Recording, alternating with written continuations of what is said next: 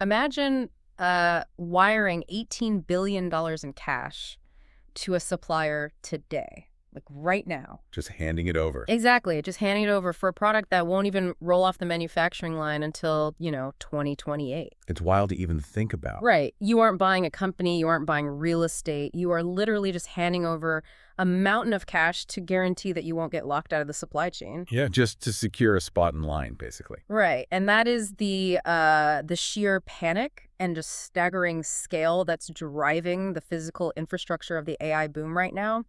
Because, you see the headlines every day about new AI models and software breakthroughs. Like constantly. But today, we're going underneath the software. We're looking at the literal physical hardware that determines whether those AI models can even, exist in the first place. Because the physical reality of the internet is being completely overhauled right now.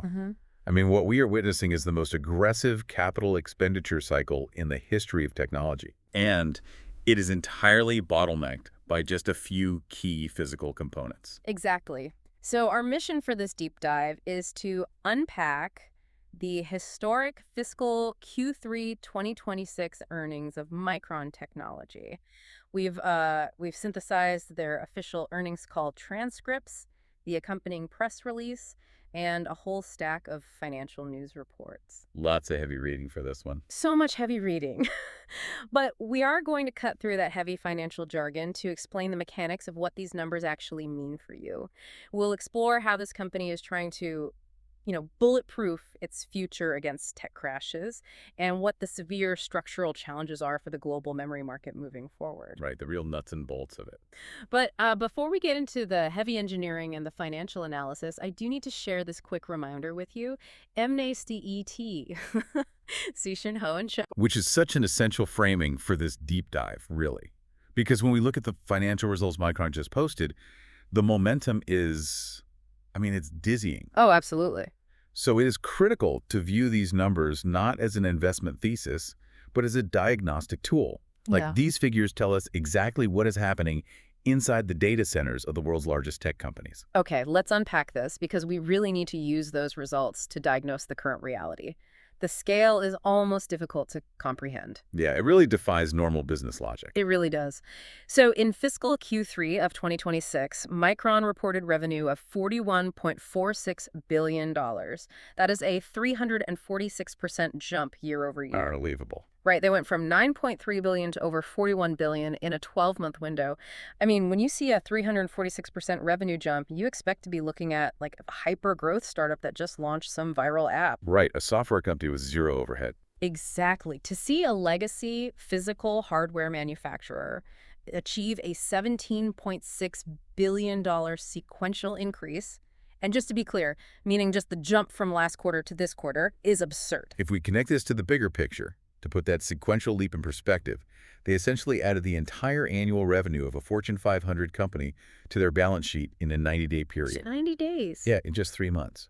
And this is being driven directly and very forcefully by the AI infrastructure build-out. The major hyperscalers, the handful of companies building the massive cloud environments where these AI models are trained, they are just absorbing memory at an unprecedented velocity. Like a sponge. Exactly. Micron's data center segment alone exceeded $25 billion in Q3. Wow. Yeah. That puts them on an annualized run rate of over $100 billion just for the server market. Just for servers. The sheer volume is massive, but the profitability metric is what really stands out to me in these sources. Oh, the margins. The margins, yeah. They reported a consolidated gross margin of 84.9%. It's staggering. That is a record for the company. It's up 10 full percentage points just from the last quarter, and more than double from a year ago. An 85% gross margin isn't just a sign of a healthy business. It feels like it reveals a fundamental supply squeeze happening on the factory floor, right? That's exactly what it is. It highlights a severe physical constraint. So just to break it down quickly, gross margin measures what a company keeps after subtracting the direct costs of manufacturing. Right. And in semiconductor fabrication, you are dealing with a finite amount of highly specialized cleanroom space. You only have a set number of these massive, advanced lithography machines. You can't just buy a new one on Amazon. No, definitely not.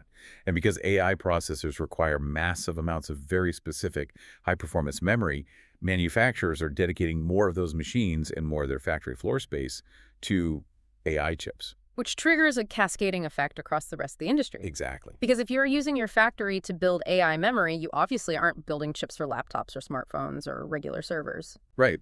So the supply of standard memory suddenly shrinks dramatically. This creates a global supply imbalance.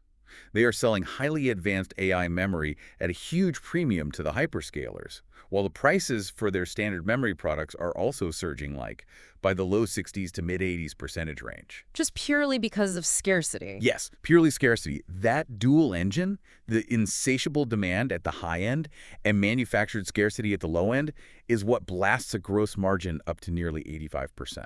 Okay, I understand the mechanics of the current squeeze, but I have to push back on the longevity here. Fair enough. Because I've watched the semiconductor cycle for years. It is notoriously volatile. Very boom and bust. Exactly. You have these massive boom cycles where everyone overbuilds, then demand drops, and suddenly companies are sitting on a mountain of inventory that they have to sell at a loss. Which we've seen happen many times. Right. So what does this all mean for their safety net if things slow down? Like if the AI bubble bursts or hyperscaler demand cools off even slightly, doesn't this entire 85% margin just crash back down to earth? I mean, that is the historical pattern of the memory industry, right?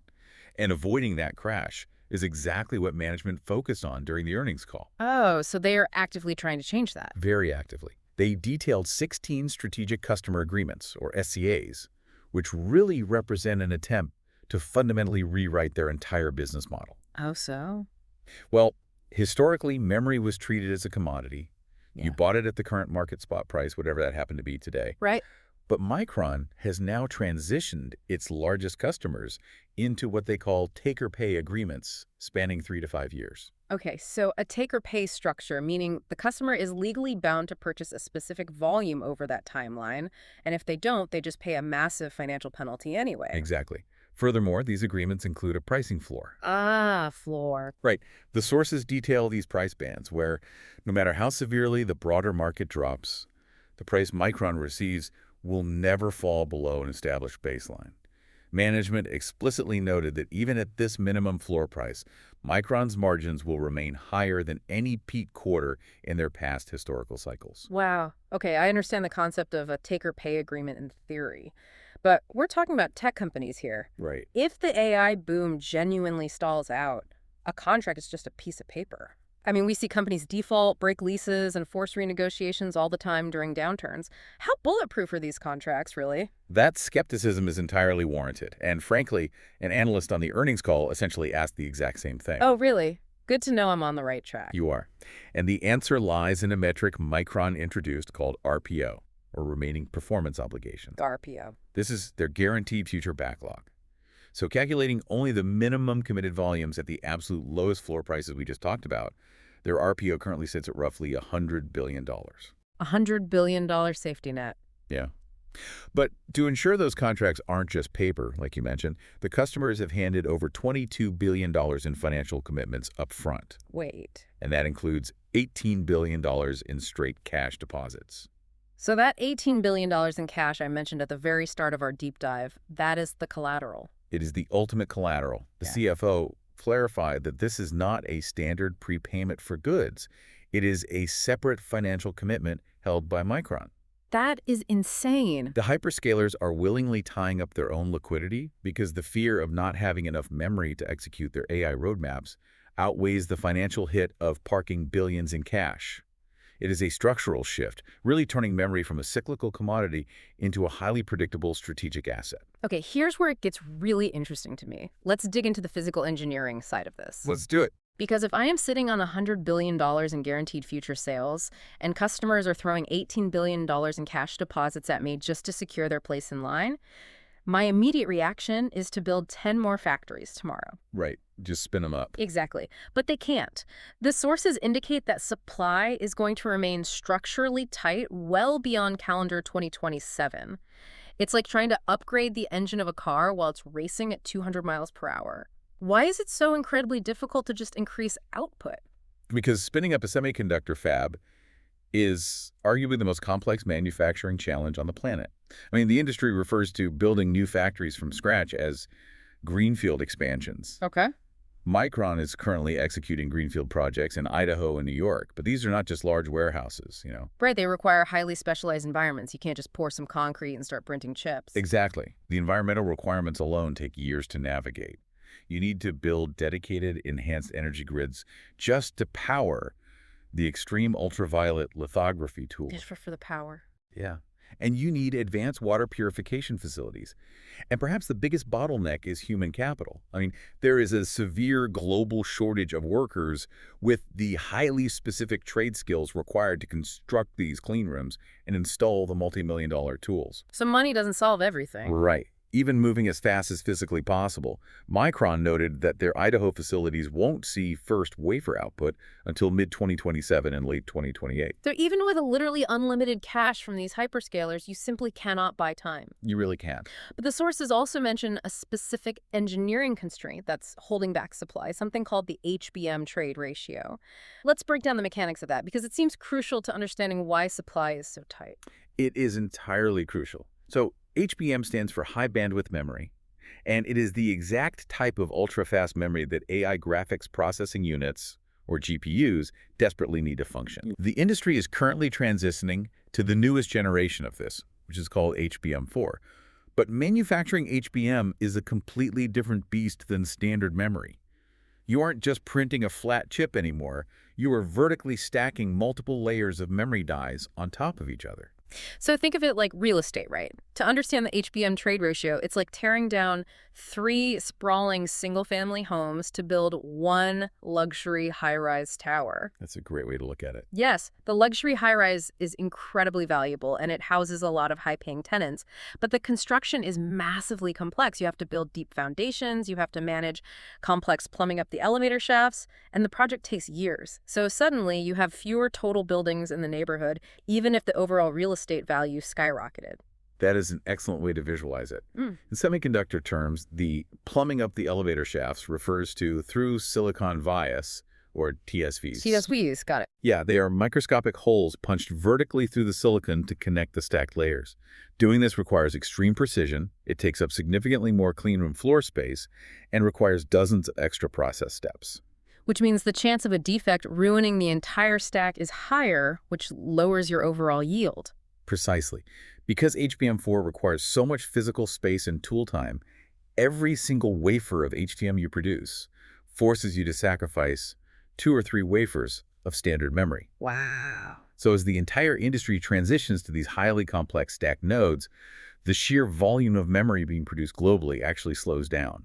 You're extracting exponentially more value out of the factory, but outputting fewer total chips. I want to briefly touch on the global context here, too, because building these multi-billion-dollar greenfield fabs and managing the supply chain happens in the real world. Right. And the financial guidance in the sources includes a very specific caveat.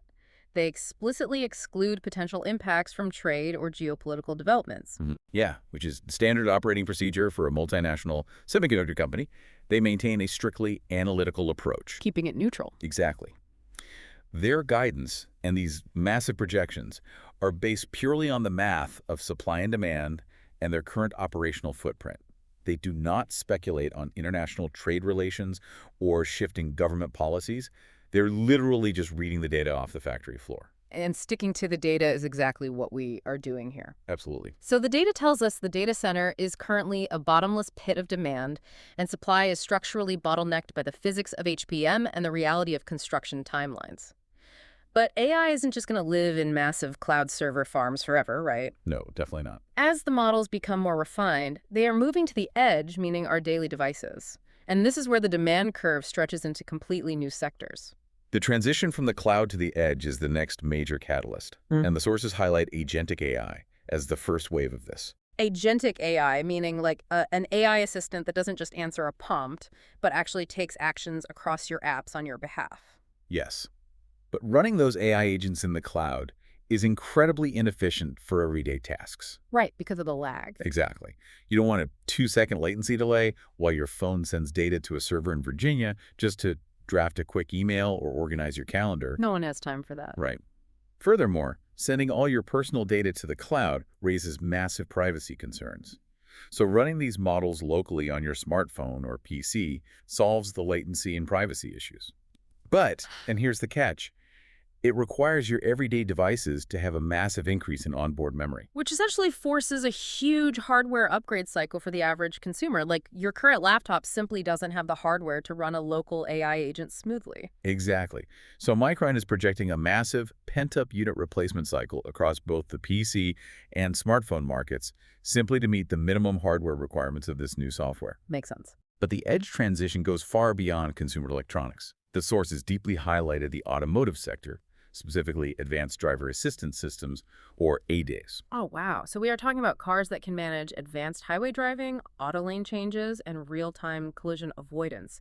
I think the sources classify this as L2 plus autonomy. Yes, L2 plus NIT. To manage that level of autonomy, the vehicle is constantly pulling in data from multiple cameras, radar, and LiDAR sensors. That's a lot of data processing. It is. It requires sensor fusion, basically stitching all that data together in real time to make a driving decision in milliseconds. To do that safely, an L2 Plus vehicle requires over 5 times the memory and storage of an average legacy car. 5 times. And the volume of these L2 Plus vehicles being sold is expected to double this year alone, reaching over 40% of all vehicles by 2030. So cars are essentially becoming rolling servers. Pretty much. But this brings us to what was probably the most surprising detail in the sources for me. If a car needs 5 times the memory just to navigate a painted highway, what happens when you remove the wheels, add hands, and ask it to navigate a messy, unpredictable living room? I know exactly where you're going with this. I mean, I actually had to stop and reread the transcript when they cited this. Wait, did they actually mention humanoid robots as a legitimate, factored-in financial driver for the future? What's fascinating here is they did. It sounds like science fiction, I know. Yeah. But from a hardware engineering perspective, it is the logical next step of physical AI. Okay, break that down for me. Think about the computational multiplier effect. A humanoid robot isn't just navigating empty space. It has to process real-time visual perception, manage dynamic bipedal balance. Which is incredibly hard. Very hard. Plus, execute fine motor control with its hands and interact with objects of varying weights and fragilities. And it has to do all of that simultaneously. And it has to do all of that without a massive power cable attached to it. Which is the critical constraint. It requires massive amounts of data processing, but it has to be extremely power efficient so the robot doesn't drain its battery in 10 minutes. Right. So according to Micron's analysis, a humanoid robot will require roughly 10 times the amount of high-bandwidth, low-power memory as an average L2 plus autonomous vehicle. That is a staggering multiplier. 10 times the memory of a car that already requires 5 times the memory of a standard vehicle. Yeah, and this isn't happening tomorrow, of course, but Micron views this as a sustained multi-decade demand cycle beginning in the latter part of this decade. Wow. So when you stack all these vectors on top of each other, the immediate data center build-out, the impending PC and smartphone replacement cycle, the shift to autonomous vehicles, and the dawn of robotics, the demand curve does not look like a temporary spike. It looks like a permanent elevation. It fundamentally changes how we need to think about hardware. It really does. So, to synthesize everything we've unpacked in this deep dive for you listening, Micron isn't just riding a short-term hype wave. They are leveraging an unprecedented 346% revenue growth to permanently alter their business architecture. Right. They have locked in $100 billion in future take-or-pay agreements, backed by $18 billion in actual cash collateral, effectively turning memory into a predictable asset. Meanwhile, the global supply is physically constrained by the multi-year timelines of building greenfield clean rooms and the sheer engineering difficulty of stacking advanced HBM4 memory. Exactly. The industry cannot simply build its way out of this bottleneck quickly, even as demand from the cloud, edge devices, and eventually robotics continues to just accelerate. The mechanics of the industry have fundamentally changed. Yeah. Which leaves us with a critical concept to consider regarding the broader technology landscape. Well, if advanced memory is no longer just a basic, easily swappable component, but is now a highly constrained strategic asset, much like oil or rare earth metals were in past decades, how does this shift the global balance of power among tech companies? Oh, that's a great point. Right. We're watching the largest hyperscalers on Earth secure these 5-year ironclad contracts, using billions in cash to monopolize the supply chain. But what happens to the next generation of innovators? If access to computational hardware is the new oil, the ability to secure these memory pipelines won't just determine who has the fastest AI. It will dictate which companies survive and which are starved out of the future entirely. That is a sobering thought to keep in mind the next time you see an announcement for a breakthrough AI model. Well, thank you for joining us on this deep dive into the physical machinery driving the tech industry forward. We will see you next time.